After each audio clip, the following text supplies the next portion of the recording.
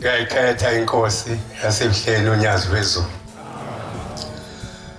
Bantwana bokuyikhonza inkosi, ngibonga uthando lukaNkulunkulu yena esihlangene ngaye la uBhombela isitimela zamampondo akhethile ukuthi lo mkhosi omkhulu oba khona iminyaka yonke ukuthi akhunjulwe ukuthi sefikile la yena yenza wabonakala ukuthi uvela ezulwini. Uma sila wafika la ngonyaka ka 1927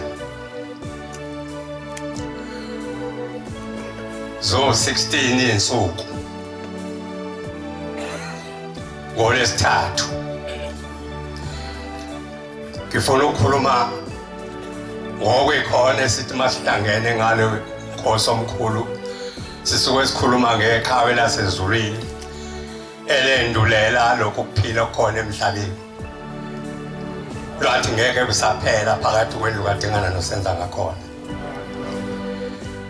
Uma ngilala mina emhlabeni ngiyovuka ngimbathe inyama entsha. Namhlanje umbethe inyama entsha yesihlanu unyazi lwezulu.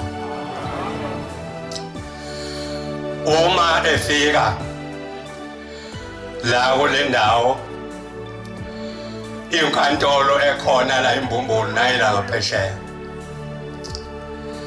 wayehamba nabantu bese idlanzana abantu namakhosazana. Enye amakhosazana eyathi mayifikelwa okuye kwenzeke kumuntu ehlubuka yayisigana kithi kaMaphumulo. Ithi ke sasihamba naye simlandela ebheke enkanyezi empandweni. Wathi mayefika wafika emthini omkhulu eMbumbulu lapha enkantolo. Wathi bantabami, washaya phansi ngonyawo kuzokwakhiwa enkantolo la. Inkantolo kobaba mabeshadelwa babejokola ngenyawo baye ePinetown. Inkantolo kwakuyiPinetown. Yilo esikhuluma ngaye bangcwele. Wathi mayifika esigodini sasempandweni washona phansi wawela umfula kasali wakhuphukela entabeni elibizwa ngokuthi kusenkanyezi. Uma ifika emzini wakaShange kwakuyintambama ngo-3. Uma ufuna ukuthi ukuthole kahle kuphelele 141 esihlabelelweni. Ikhona lapho lama kukhulunywa ngokuthi wayesenkanyezi kula ngaphesheya. Wathi mayifika emzini wakaShange ntambama ngo-3 wayifica indoda yakaShange eyathi mayimbona wafika kuyona ukuyibona ukuthi angimazi lo muntu kodwa afane nabantu basemhlabeni. Wayesethi mntanami, njengoba ngingena la kwakho ngizocela ukuthi ngishumayele mina ngithunyiwe uzoqinisa izihlalo zamakhosi nokuzosindisa abantu. Kwangena kule ndoda wayesethi mntanami, ngizothi mangishumayela ngisebenza lo msebenzi ngilalela kulo muzi wakho. Kodwa mntanami kulezi zindlu ezikhona okongilungela ngicela ungisize lapha eXhibeni lela lombila nokhipha umbila ngoba ngizolala khona. Le ndoda yakhuluma nonkosikazi wayo uMaphewa awukhipha umbila yashumayela lelivangeli yehla yaze yazofika la eMbokoteni. Ekupheleni kwalesiwa khona imizi yakonene. Ukhona unene wayebizwa ngokuthi unene webhishu. lwangena lolu thando kulensizwa yathi sengihamba nawe yagcina isingumshumayeli kule ndawo.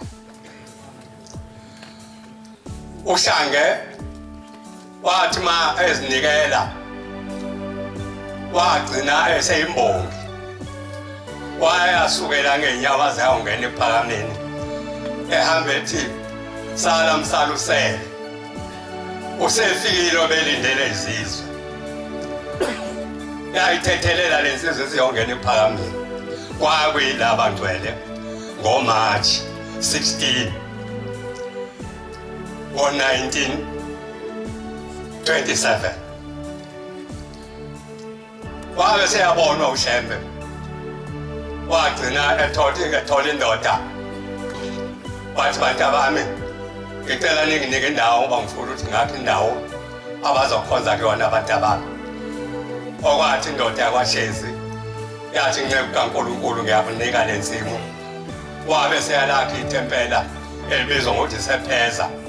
Wonke abantu amaNazaretha amaphethela la bekade ethi noma ethatha amathikithi okukholwa ebizwa ngokuthi sepheza ngoba inkosi uBabamkhulu uBhombela wakanelo thempela wathi izokhula lento umhlaba wonke uzogqoka ngomhlobo. Yayihalalisa ke lensizwa ithi sebeyakuphangela welothanela ijokola ibheke ephakameni iphume seyiphuma entsungwane bayakwazi abangcwele entsungwane idosele ephakameni.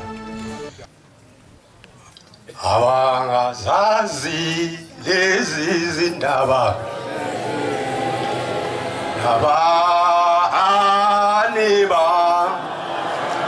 batshela ngangani babethanda ukuzizwa lezi ndaba nabani batshela ngangani nabayokhala ngani zihlobo zabo